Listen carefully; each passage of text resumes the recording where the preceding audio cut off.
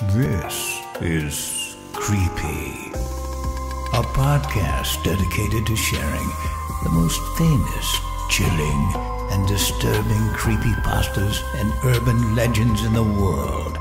Whether these stories truly happened or are simply fabrications is for you to decide. These stories may contain graphic depictions of violence and explicit language. Listener discretion is advised. Creepy presents I Killed Myself to Be with My Dead Wife and Daughter. As it turns out, heaven is not a friendly place. Written by Christopher Maxim, with guest narration by Joe Stofko, Nate Dufort, Danielle Hewitt, and Michelle Kane. Produced by Steve Blizin. If I timed the 911 call just right, the paramedics could revive me before I kicked the bucket for good. At least, that was the hope. Any number of things could go wrong, especially when it came to asphyxiation. I didn't want to die, per se. I just needed a way in. And this was the only thing I could come up with, however foolish a plan it may have been. I better be careful about this. Charlotte would never forgive me if I died this way. Get yourself in there and stick to the plan. Before I could talk myself out of it, I dialed the number, gave the operator my address, and told her what I was about to do. After ending the call, I inhaled a deep, preparatory breath, placed a bag over my head, secured it around my neck, and then released the valve on the helium tank. Maybe it wasn't the best way to go about taking my own life, but it sure as hell beat slicing up my arms and praying the ambulance would arrive before I bled out on the carpet. As a bonus, it would be completely painless, like falling asleep, if my research was to be believed. As the gas filled the plastic bubble around my head, my vision began wavering. Darkness crept around my eyes and soon filled my entire field of view. Within moments, I lost consciousness. The last thing I remember was the faint sensation of my body going limp and my head falling against the back of the armchair. This was it. I only hoped it wouldn't be the end of me. For what seemed like an eternity, there was nothing but blackness. Just an endless void that lacked any and all light. That's how I perceived it anyway. It's possible I was seeing the back of my eyelids from a gurney on its way through the emergency room. I just knew I was conscious, at least in some fashion, but with no access to my physical body. An orb of awareness floating through a sea of nothing. Panic overtook me as I drifted. What if there is no afterlife? What if I did die and this is all there is to it? Am I doomed to remain this way forever? These worries were soon put to rest by a dim white light, visible in the distance. It grew larger in size as the moments passed, indicating that it was getting closer, or that I was getting closer to it. Before long, it enveloped me, bringing with it a soothing warmth, the likes of which I had never felt before. The feeling subsided almost as quickly as it came, and the light dissipated, revealing my new surroundings. I was in a white room with a single door at one of its walls. Not white, really. I suppose blank is a better word for it. Like a brightness with no color. It seemed to breathe as well. The walls, the floor, they expanded and contracted as translucent waves of glowing energy resonated throughout. The only dissonance was the view above. No roof or ceiling, just pitch black for as far as the eye could see. Seeing as the door was my only viable means of progressing, I gathered my wits and approached it. To my surprise, before I could even reach for the handle, it opened, and a man stepped out from within. Hello, Jack. He was an older gentleman, late 50s, gray hair and mustache. How do you know me? I asked, alarmed by his arrival. He snickered a bit before replying. Oh, Jack, I have known you for quite some time, and I know exactly why you're here. He snapped his fingers and they appeared on either side of him. My wife and daughter. Charlotte! Leslie! I took a step forward, but the man put out his hand to stop me. They can't hear you, Jack. They are shells of their former selves. I wasn't quite following. What the hell's going on here? How do you know me? What have you done to my wife and daughter? You're a lucky man, Jack. I'm going to tell you everything. Secrets no mortal was ever meant to know. He leaned in a bit before divulging his truths. Your kind call us guardian angels, but we don't protect you. We just observe and make sure things go according to plan. You are the three I've been assigned to since Leslie's birth. It used to be one per human, but there are less of us now than ever before. Now it's one to a family. Confusion washed over me as my mouth opened, but no words came out in response. In truth, I didn't know what to say. And this, if you haven't guessed by now, is what you humans so lovingly refer to as heaven. The afterlife, if you will. An assortment of rooms, each with their own deceased. It's a glorified museum of souls, really. Looking down at my battered wife and daughter, my patience wore thin. That doesn't explain what you've done to my family! He threw me an arrogant smile. When a person's been here long enough, we take their life force, extracting every last remnant of their soul. And then? What do you do with the souls you take? I asked. His lip curled up a bit before answering. We devour them. You humans need air, food, and water to live. We need souls. It's the only thing keeping us alive. This system of ours has been in place since the dawn of time, and will continue long after the universe has folded in on itself. Charlotte and Leslie's tickets are up. I've been picking away at them bit by bit. It's a long and tedious process. One that's very unpleasant for the soul's host. They're damaged goods now. My blood boiled at every word that fell from his lips. Without hesitating, I took a swing at him. My fist met the side of his face, and then went right through, like punching a ghost. Oh, nice try, Jack. My anger only grew. Why are you even telling me any of this? His face wrinkled into a more serious look. It's simple, really. I want your soul. Fresh meat is hard to come by these days. When a person dies, we have to wait to consume their essence, a grace period of sorts. From birth, all humans have a divine protection on their souls, a bothersome trait of your evolution. It lingers, even after death. We can only feed after it wears off. By dinner time, the soul is stale and tasteless, barely enough to maintain our strength. We're like vampires feeding on cows. Then how do you plan on taking mine? His face lit up at the question. You are a curious case, Jack. Taking one's own life is the only thing that voids the pesky barrier. That means your soul is now available for consumption. Unfortunately, even we have our rules. He no longer looked so enthused. Meaning what, exactly? I asked. You're not dead. Well, not completely. There's still a chance you'll be saved. That means, while you're in this cross-section of life and death, I cannot retrieve your soul, not without your consent. He couldn't touch me, not without my permission. That one fact gave me hope that the current could still shift in my favor. It was something I could potentially use to my advantage. So what is this then? You want me to just hand it over? Why on earth would I ever agree to that? He smiled and looked down at Leslie and Charlotte. These are, what's the phrase? My bargaining chips.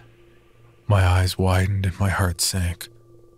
I was undoubtedly fearful for their safety in all of this. Whatever he was up to, he certainly had my attention now. I know all about your haphazard rescue mission, but it was doomed from the start.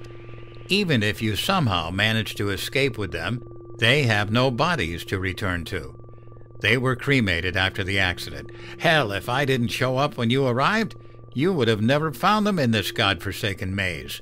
It's larger than the universe itself. He was right. It was my desire all along to bring them back with me. But I didn't have much of a plan after getting in. The idea was to find whoever was in charge and beg for their help. I thought at the very least I'd be allowed to communicate with them and make sure they were okay. Maybe even ask for their forgiveness. So what are you saying? You can give them their bodies back? Make them alive again? That's not possible. Look at them, Jack. They're well past dead. Not even I have the power to rectify what's been done. I took a closer look.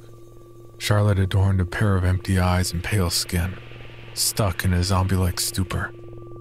Even Leslie, who'd always been so vibrant and full of life when she was alive, was now still. As still as she was on that slab in the morgue after the accident. I looked away, tears now rolling down my cheeks. I just wanted to bring them back. My wife and my sweet little girl. It was my job to protect them, and I failed. I'm the one who did this. I was the one behind the wheel. It should have been me instead.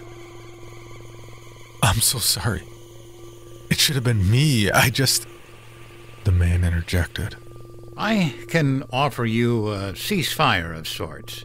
If you agree to let me absorb your soul, your family here will get a little break. Let's say 100 years before their final extraction. It was probably a good deal, but I couldn't bear the thought of my family being hurt in any way, even if it wasn't for another century. No. He placed his hand on his chin in contemplation before dislocating it and tossing me a stern look. Okay, how about 1,000? That wasn't good enough. He needed something I had. So long as that was true, I could haggle for something better, like my family's freedom. I want them alive again.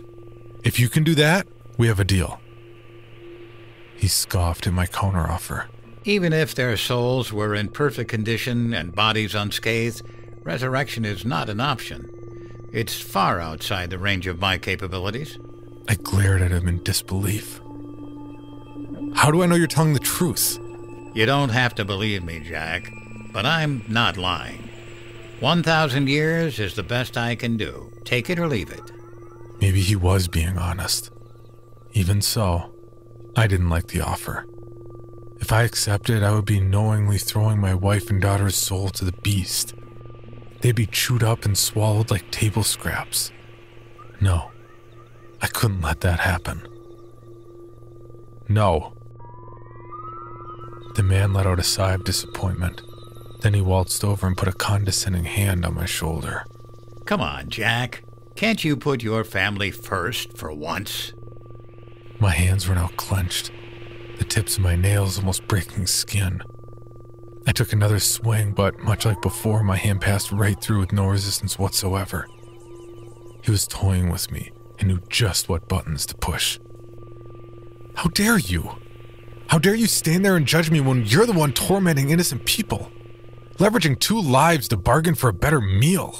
It's about survival, Jack. A fresh soul like yours could keep me alive for thousands of years. I can't afford to be empathetic when my very existence is on the line. I turned away, completely disgusted, but half considering his offer. It was, after all, the only one on the table. Even if they were going to have their souls desecrated, I could at least delay the inevitable. You know what, Jack? I'm going to make you one final offer. Your family gets 1,000 years, and in addition, you will get a severance package. While your soul is being ripped from your vessel, I will put you in a trance. You won't feel any pain. You'll be locked away in your own memories, free to relive the best moments of your life again and again until your time is up. I stood silent for a moment, thinking it over. I like you, Jack. I really do. This could be beneficial for the both of us. Here, let me show you. The man placed a hand on my forehead. In an instant, the room faded and I was transported into my car, driving down the back roads of our old neighborhood, Charlotte and Leslie in the back seat, looking out the window at Christmas lights. It was a memory of mine from last winter. Just then, the man from heaven appeared in the passenger seat. Well, this is one of my favorites. You were so happy back then. What the hell are you doing here? I asked. Don't worry, they can't see me. I'm in total control. Please, Jack, humor me. Look at them. I stole a glance at Charlotte and Leslie through the rearview mirror. They were smiling, happily looking out at all the decorated houses. It wasn't really my wife and daughter, just a memory. But it felt so good to see them like this. It was peaceful. I can make it feel like years in here, Jack. Just say the word, and it's yours. It was a tempting offer. More than tempting, actually. It took every fiber in me not to accept right then and there. The only thing I wanted more than to live in a fantasy like this was the real thing. More than that, I wanted my family to be safe. Why can't you just let them go? I'll give you my soul. I just want them to be safe. I told you, Jack, it's not within my power. Their souls have been thoroughly shredded. And whose fault is that? He shook his head in disapproval. Yours, if I remember correctly. You're the one who swerved off the road and killed your family. I was just feeding to stay alive. Survival is a basic instinct that is not unique to just humans, you know. We sat quiet for the rest of the ride, both seething with anger. Once the memory ran its course, I pulled into our driveway at home. The man turned to me and placed his hand on my forehead again, putting me into another memory. This time, I was in a hospital. Push! Push! I heard Charlotte screaming, and all at once it came back to me. This was the day Leslie was born. Beautiful, isn't it? Gross, but beautiful.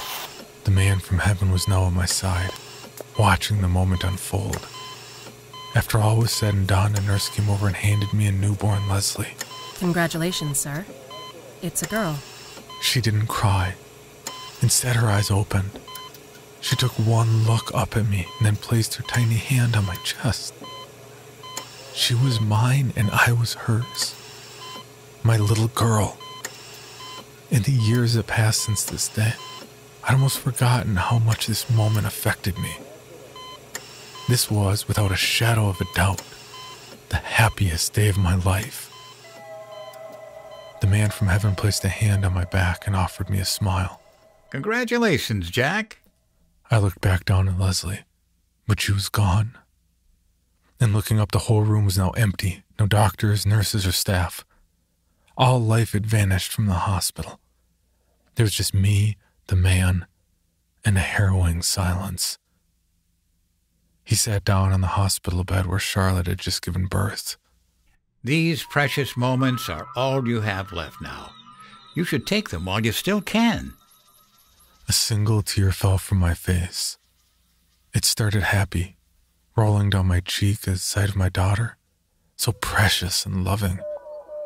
It ended sad when she disappeared, grazing my chin and hitting the floor with a heartbreaking splash. It reminded me of the day she was taken from me, the day I lost both of them. What'll it be, Jack? The clock is ticking. It was probably the best offer I would get, but the image of Charlotte and Leslie, lifeless and broken, stayed with me. If there were ever a moment to fight for my family, this was it. Save my wife and daughter, and I'm yours. The man's face turned sour as he stood up and marched over to me. I have just about had it with you.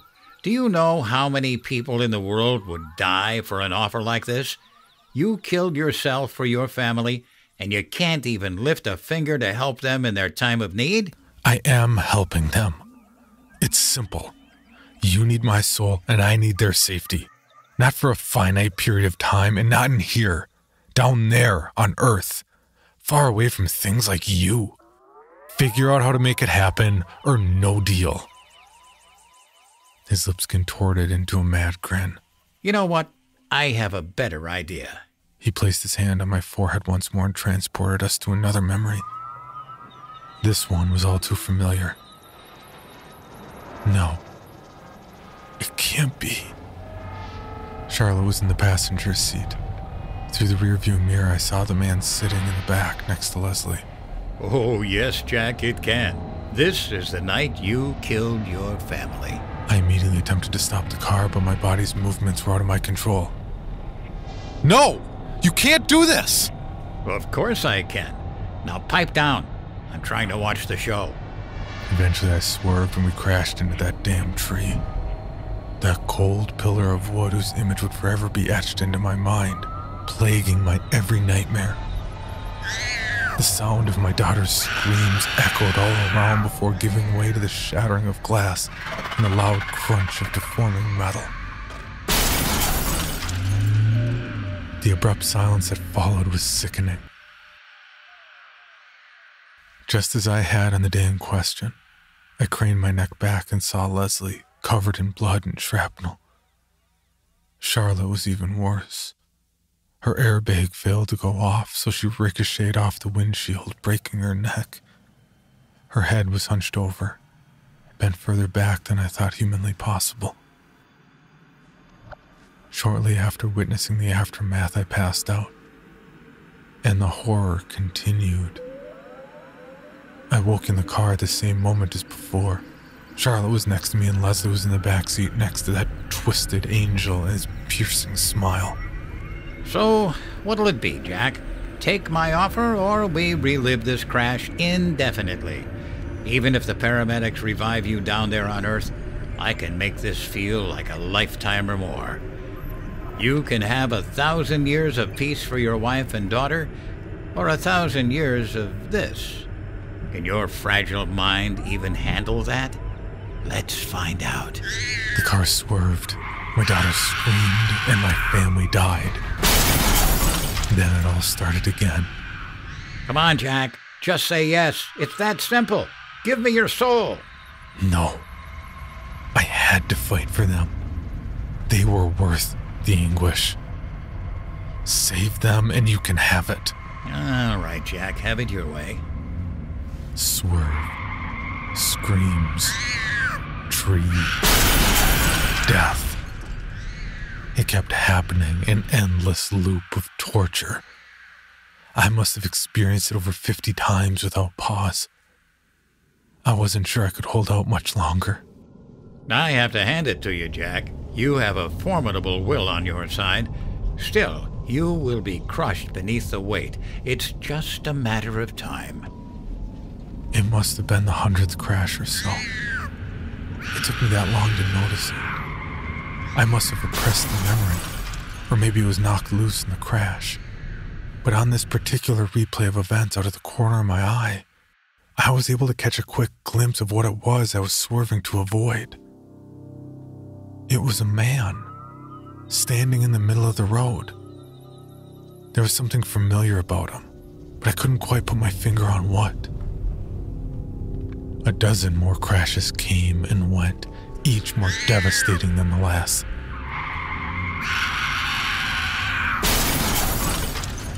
To distract myself from the pain of losing my family again and again, I focused on that man in the road, trying desperately to identify what it was I recognized about him. It was difficult in the pandemonium, his outline distant and out of focus. But eventually it came to me. I knew exactly where I'd seen him before. Another loop started. I am growing bored of this, Jack. Let's strike this deal and be done with it. It was you. You were the one standing in the road. You're the one I was avoiding when I swerved. It was you this whole time. Looking at him through the mirror, I watched him become visibly nervous when I finally put the pieces together. Like I said, Jack, survival. If I waited any longer for any of you to die, I would have perished myself. It was nothing personal. The car came to a stop and my family vanished, leaving just me and him behind. "What's going on?" I asked. I turned to see him staring out the car window, defeated. This little outing of ours had to be sanctioned with the higher-ups. They've been monitoring everything. I thought I tampered with your memory well enough for you to forget. Now that you know, they know too. I'll have to stand trial. It won't be long now before...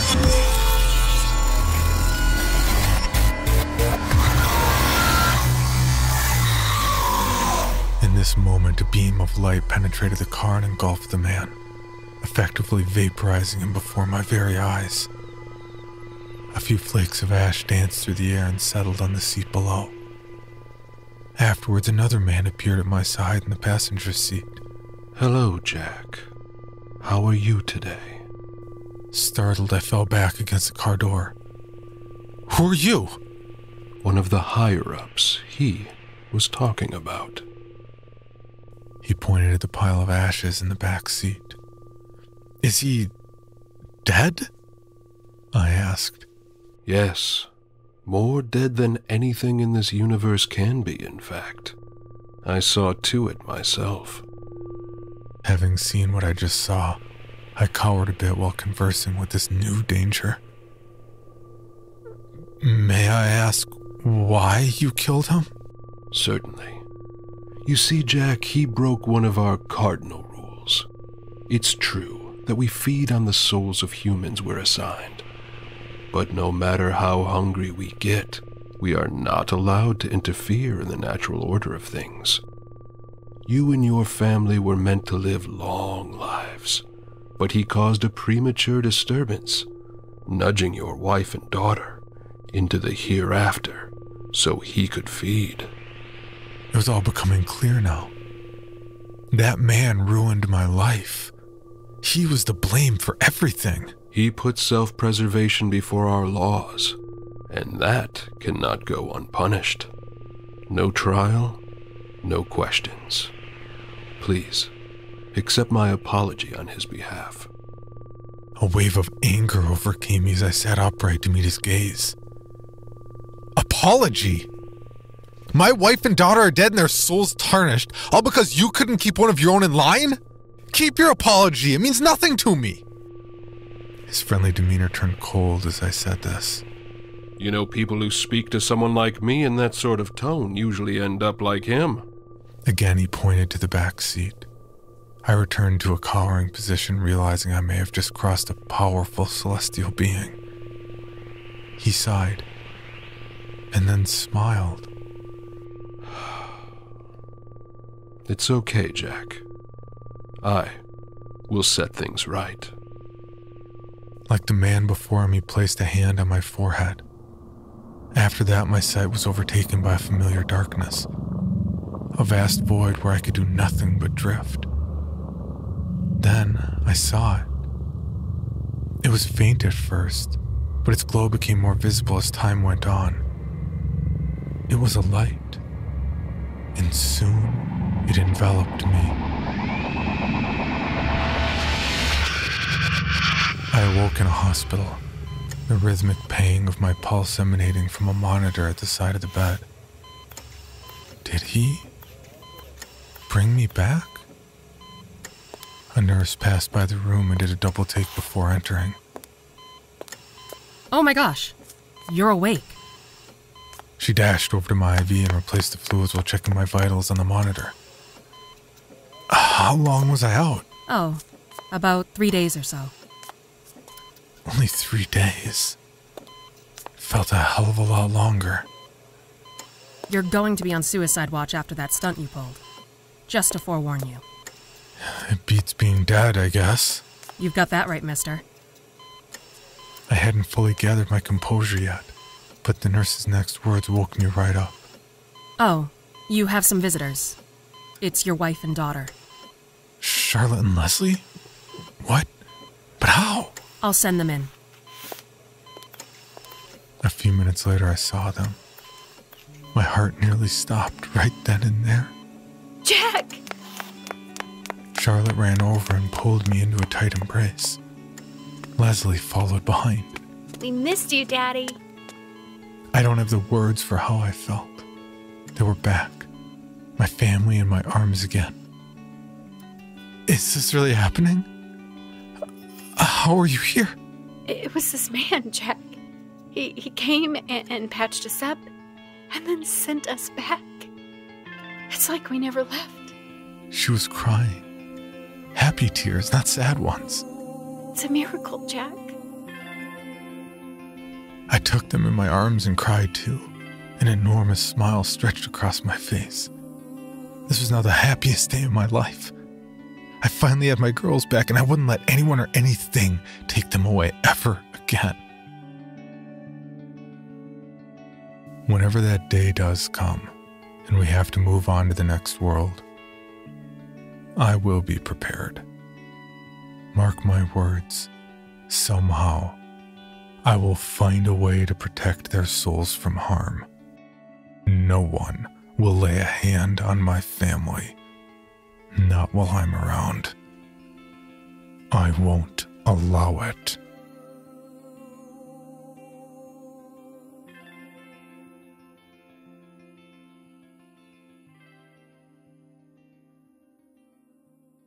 For more information, including pictures and videos of the stories told on this podcast, please visit creepypod.com.